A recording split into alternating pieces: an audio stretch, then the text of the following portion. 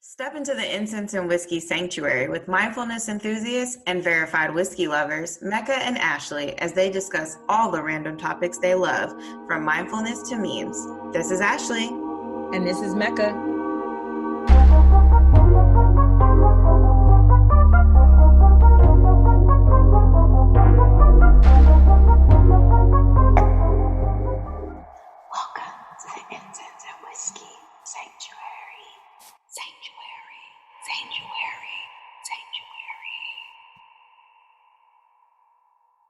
All right, Mecca, today we are going to make a blood orange old-fashioned. Have you ever had an old-fashioned or a blood orange old-fashioned? I have never had a blood orange old-fashioned before.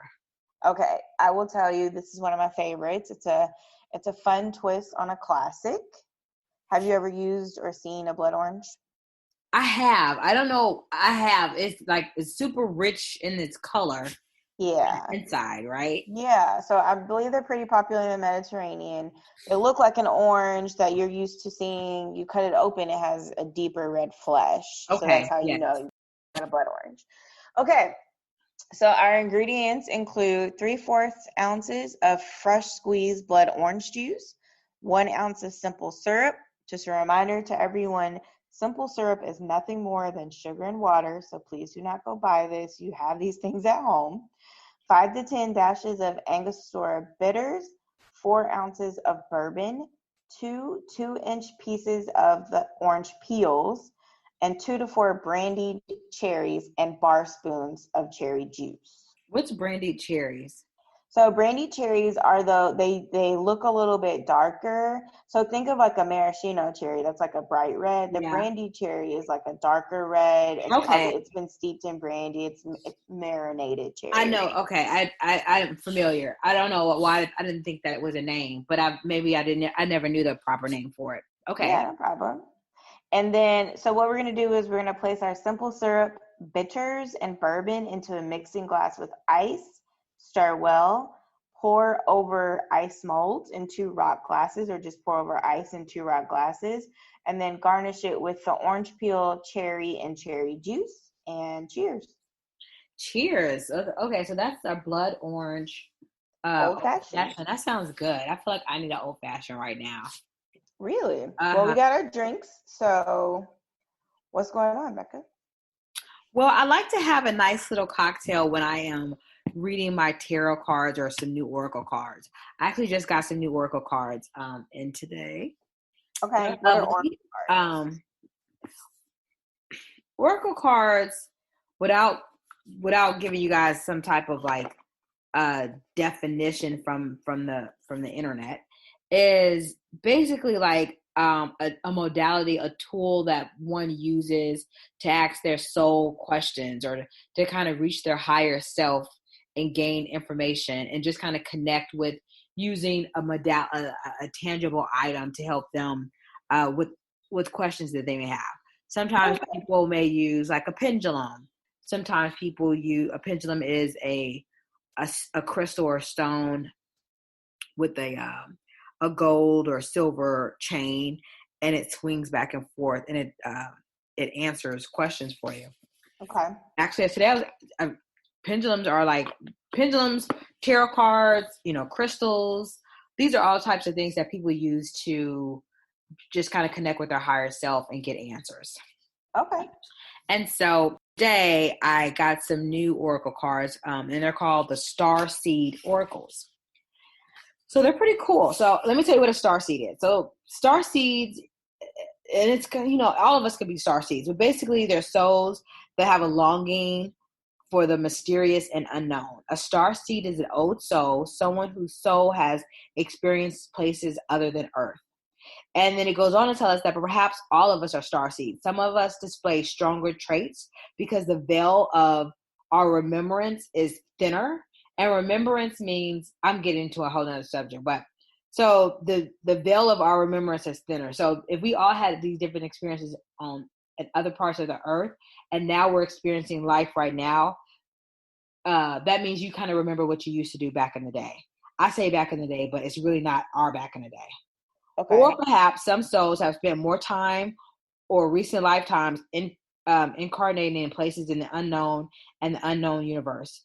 So some of us, all of us can be starseeds, but that doesn't mean all of us have awakened enough to activate that trait that we have. So these starseed cards are pretty cool because what you do is you kind of connect with your tarot cards or your oracle cards, and that could be with like an attunement. It could be like with your crystals, your sage, whatever it is that you want to do to connect with the cards. And say you have a question, a prayer, or maybe there's an issue that you want to discuss and hope to get some type of guidance with your cards. You go to your oracle cards. So Ashley, do you have a question for us,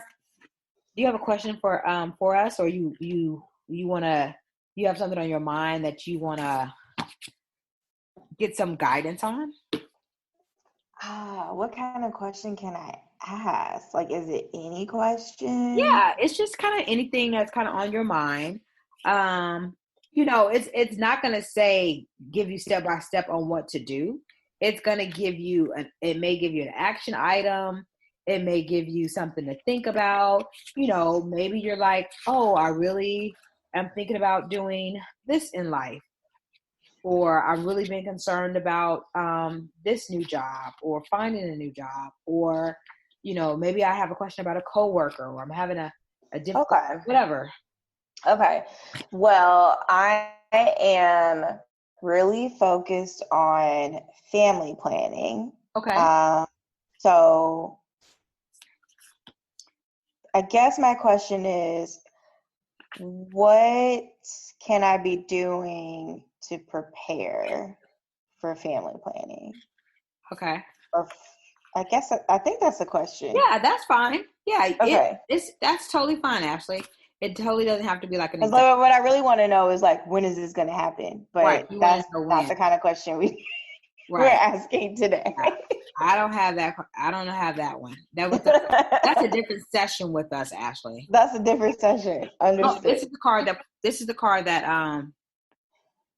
card that popped out for you. It's called All Paths Lead Home. Enter authority, intuition, turn your gaze within. So I'm going to tell you what that means. So all paths lead home. According to this one, it's normal to look at the external world for answers and guidance. Oh, okay. What's revolutionary is turning your gaze inward. You're being called to source your guidance from within. So your guidance from within, meaning your intuition. Mm-hmm. To study the terrain of your inner landscape, to develop a reliable relationship with your soul. The more time you spend connecting with your soul, the deeper connection will become. The challenge for empaths is staying connected without cutting off from the world. The best way to do this. God. Go ahead. The best way to do this is develop a daily practice that helps you keep checking in. What's the daily practice? Oh my God. That's crazy. So daily I have been keeping what I call it my invocation, but my prayer bowl. And I have been writing sort of prayers and notes to myself and putting them in the bowl as a form of meditation and release. And it's so funny. I kid you not. Today I wrote the word connection to myself means connection to God. Come on, Ashley. Ashley. Oh my gosh, this is blowing my mind. And then I wrote, I exercise to connect with my body. Yep. And, to celebrate my body. I wrote both of those. And then I meditate to clear my mind and hear God's voice, right? Because I believe that, God is within all of us. Yep. And when you meditate, that's to listen. Right. Right. To clear my mind and hear God's voice. And then I wrote, what was the last one? My relationship with food is I nourish my body to celebrate my body. I don't know, something to that. Oh, I love that. Oh, I got something for you to listen to around that. But okay, let's talk about it. But anyway, that's so funny. I kid you not, I wrote the word connection this morning, and then those things. This is all divine order. So the best way to do this is develop a daily practice, which you have, that helps you keep checking in, to draw on the wisdom within, and let that be the authority in your life. If this card appears, you may be called to develop or switch up your spiritual practice, to get in the habit of turning your gaze within, getting centered for the day, before consuming anything from the outside world, to start from a feeling of at homeness, and throughout each day to find simple ways to keep coming home, whatever that is that brings you home. This doesn't mean switching off the realities of today's world. We need as many conscious people as possible living with their eyes wide open. Rather, it's a call to start your day from a place of connectedness, grace, and devotion. So when you go out into the world and when you let the world in, you do it from an unshakable state of being, a state where you draw on your strength, authority, and a guidance from a place deep, deep within. So your star soul inquiry is, this is like a journal prompt. Okay. How are you being called to turn your gaze within? You just mentioned it. You write out your invocations every day, daily, into this bowl. You meditate. You have these words of affirmation in regards to honoring your body and honoring your body with movement and food. That's amazing. This is cool. Thank you for sharing that with me. You are welcome. Mecca. Anytime. Well, listen, we have broken in the new cards, and I'm excited about it. Yeah, I love doing this. So I'm glad that resonated with you, and if you found it helpful.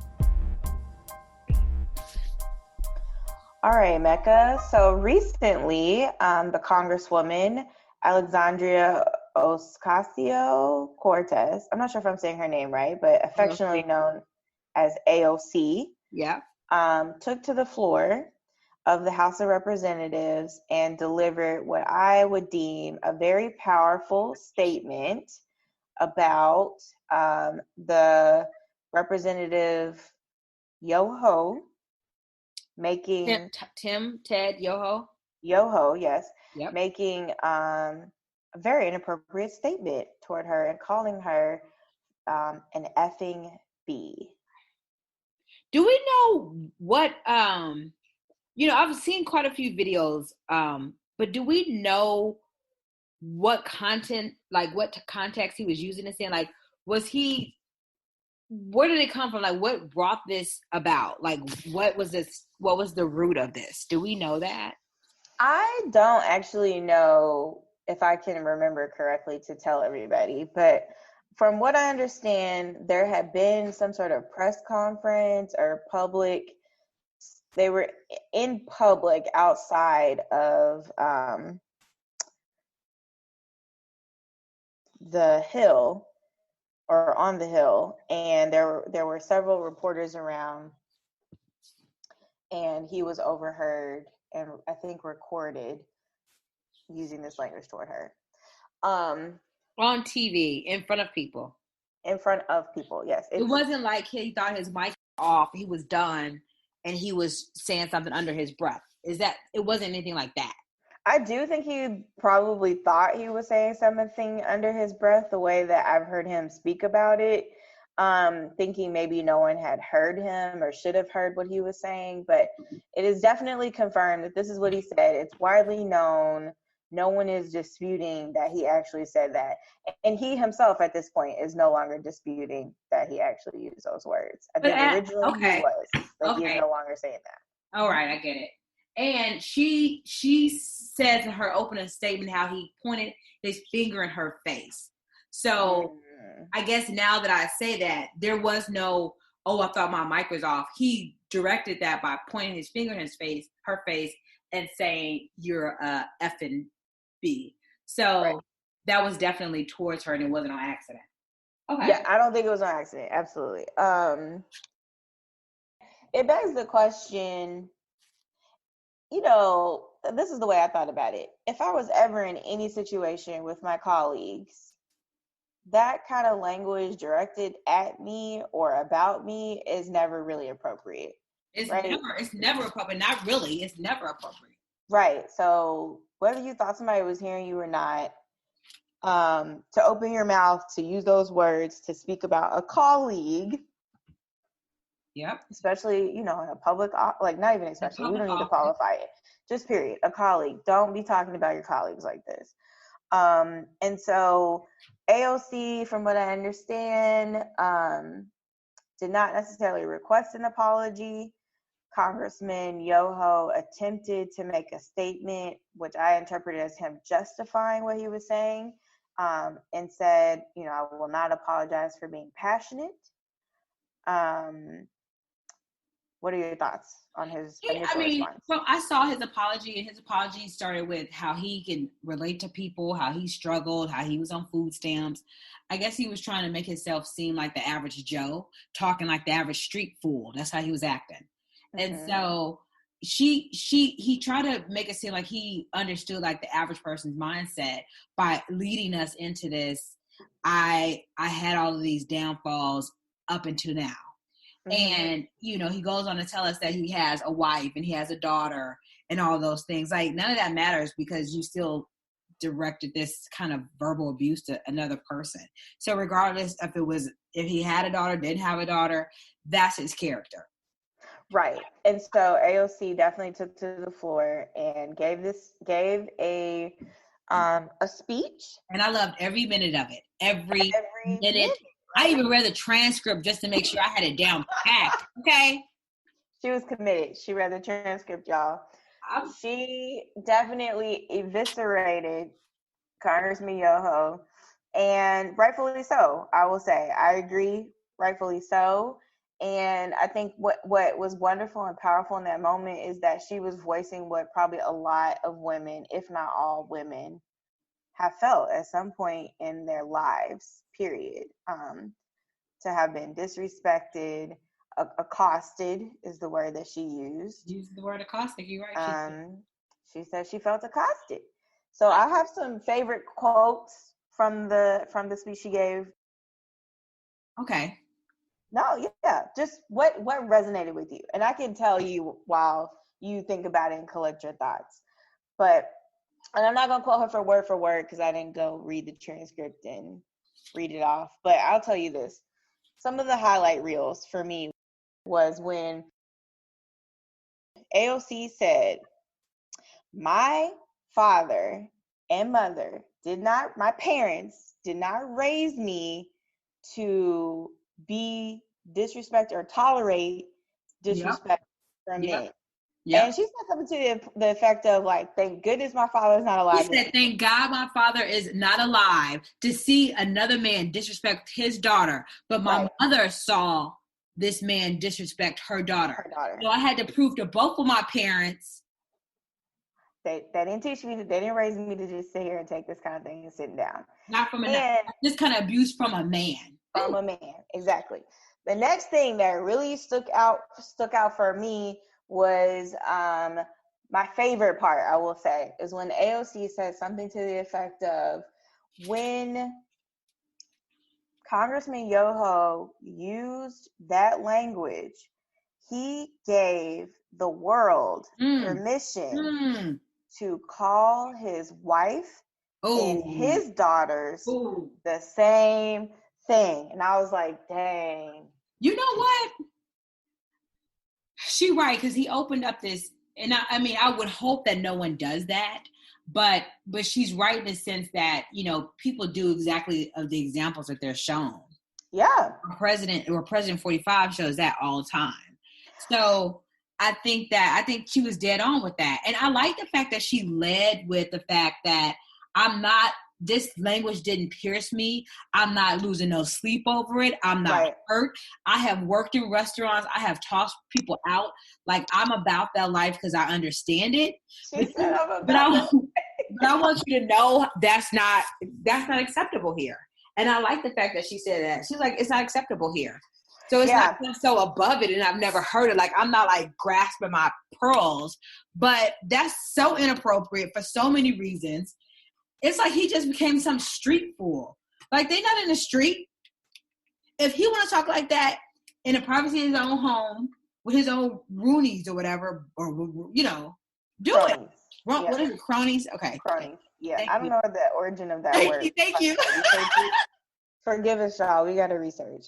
But you know what? Keep in mind, this is the same Congressman Yoho who spoke out and interrupted President Barack Obama during his State of the Union address and called the man a liar. Called the President of the United States a liar. What was it? What was the basis of that? Lying about what? I'm not quite sure. I think it was some policy, like a policy win for the year that had happened, or, you know, something that was recent. And Congressman Yoho yelled out, "You lie," in the middle of the State of the Union. And that had never happened before. That had never happened before in this country's history. So now we're starting to see a pattern of disrespectful behavior. Now we see a pattern. Right. That's beneath the office of a congressperson, in our view. Or just, you know, a respectable man. A decent person. She named it a decent person. She did say decent man.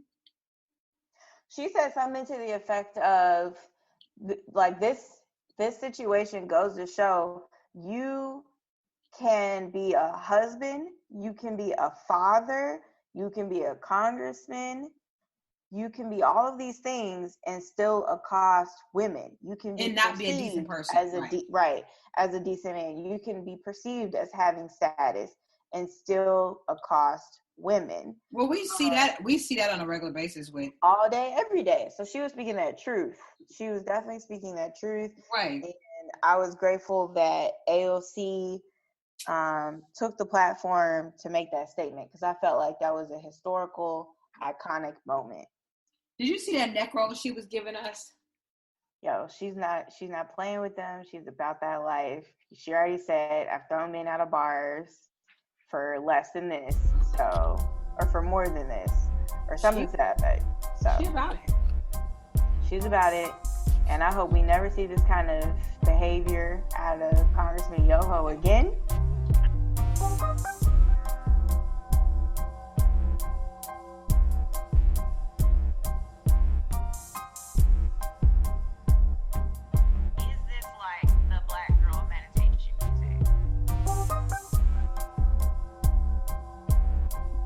Ashley, did you hear about this, the team up of Barack Obama and Biden do this kind of like a response to 45s, just his response on Corona, kind of like what they did in their term, and just like kind of like it was kind of like a phone conversation that we got a chance to see in real time and in person.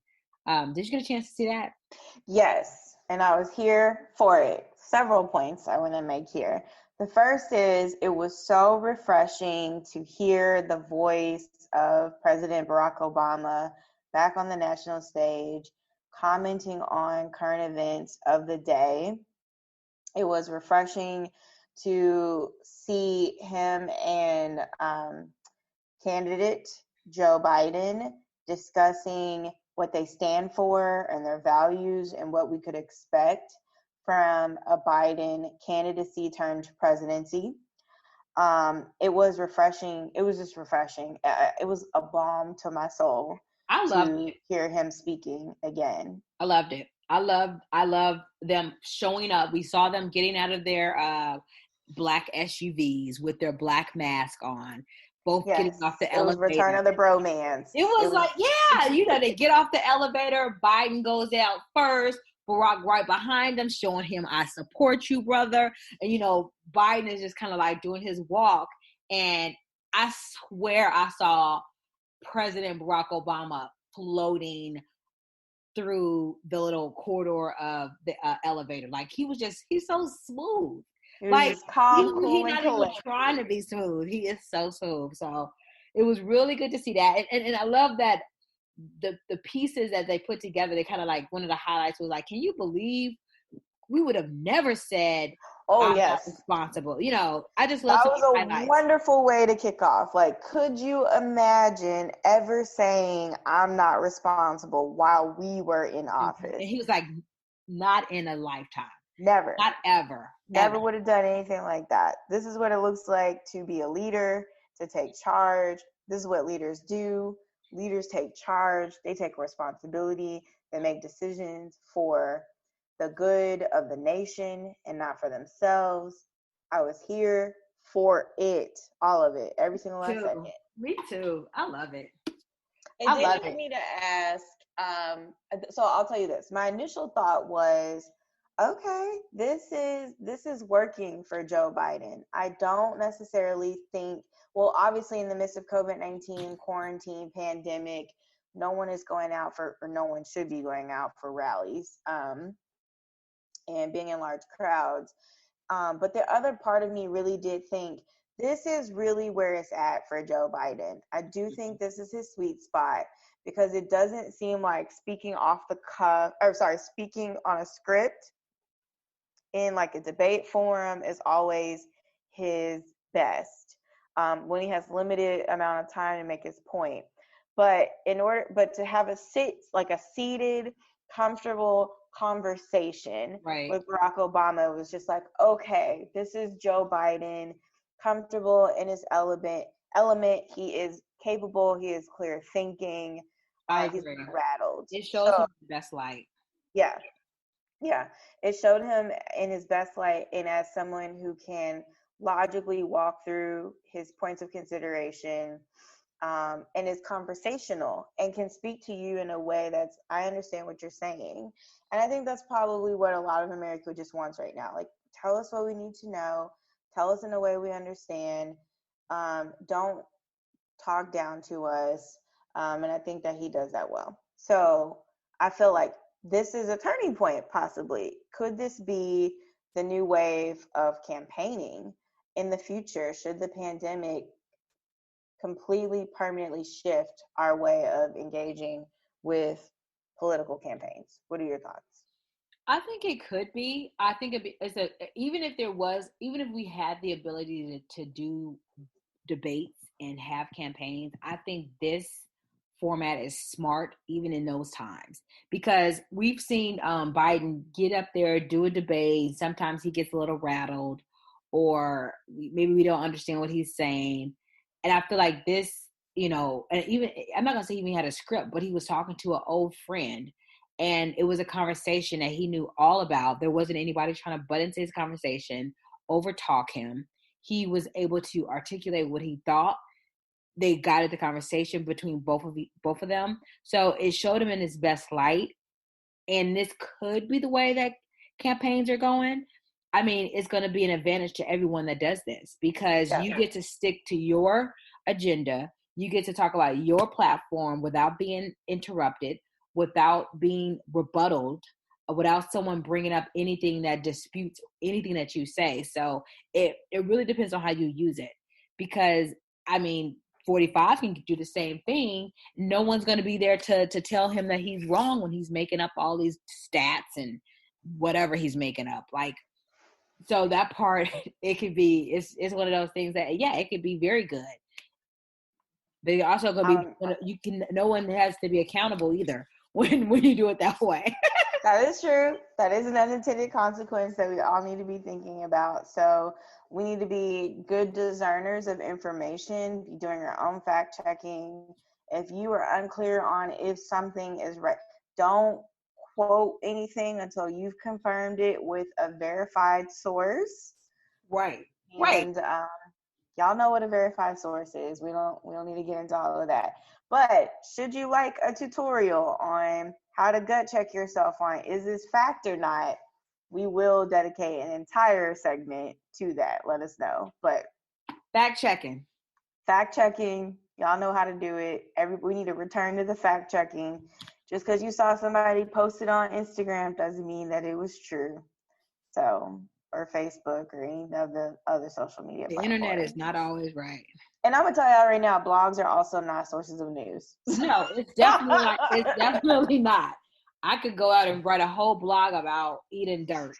Like it doesn't make it right. And Mecca will have y'all out here eating dirt because you believe that she's credible and what she says has to have been researched. But sometimes you need second and third sources to back up what you're hearing and Right. read it.